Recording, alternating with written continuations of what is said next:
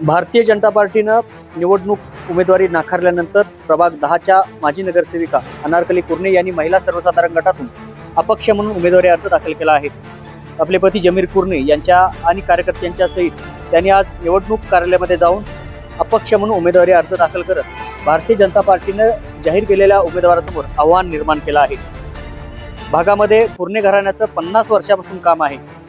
50 वर्षापासून नगरसेवक म्हणून या प्रभागाची आम्ही सेवा करत आलो आहोत।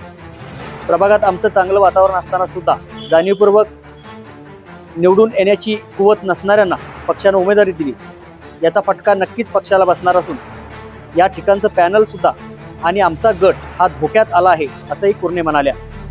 त्यामुळे या जनतेच्या बळावर मी माझ्या गटातून नक्कीच अपक्ष म्हणून उमेदवारी लढवत असून मी निवडूनही येईल असा दावाही अनारकली कुर्णे यांनी यावेळी केला आहे। आज आम्ही सर्व आमच्या कार्यकर्त्यांच्या बरोबर अर्ज दाखल केलेला आहे। अपक्ष असा अर्ज भरलेला आहे 10क मधून। कुर्णे घराणं आमचं 50 वर्षापासून राजकीय घराणं आमचं आहे।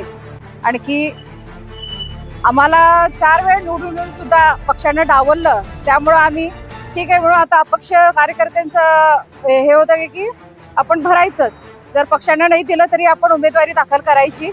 तर कार्यकर्त्यांच्या आग्रहास्तव आज मी अपक्ष फॉर्म या ठिकाणी भरलेला आहे आणि मला निश्चितच खात्री आहे की मी चांगल्या मताधिक्य घेऊन निवडून येणार आहे। या प्रभागाची सेवा करण्याची संधी मला आमचे मतदार देतील अशी मला खात्री आहे। नौक्यांचा विचार करायला काही हरकत नाही, परंतु कॅटेगरीज ठरवताना पक्षाने हे बघायला पाहिजे की निवडून येणारा त्या ठिकाणी उमेदवार द्यायला पाहिजे। कोणी ऐरागेरा त्या ठिकाणी दिला तर पक्षालाच त्याचा धोका होऊ शकतो, पॅनल पडू शकतो, याचा विचार पक्षाने करायला पाहिजे होता। पॅनल अडचणीतच असेल, आमच्या तर जागेवर अडचणीतच असेल असं आम्हाला वाटतं। कारण आता आम्ही उभारलोय म्हटल्यानंतर आम्ही चांगल्या मताधिक्यानेच घेणार, कारण आम्ही जनतेची नेहमी सेवा करत असतो। त्यामुळे जनता पूर्णपणे आमच्या सपोर्टमध्ये आहे आणि आमचे कार्यकर्ते ऐकायला तयार नाहीत की तुम्ही गप्प बसू नका, भरायलाच पाहिजे। तर कार्यकर्त्यांच्या आग्रहास्तव आम्ही अपक्ष आज दाखल केलेला आहे अर्ज। कोणत्याही परिस्थितीमध्ये लढणार आणि चांगल्या मताधिक्य घेऊन निवडून सुद्धा येणार।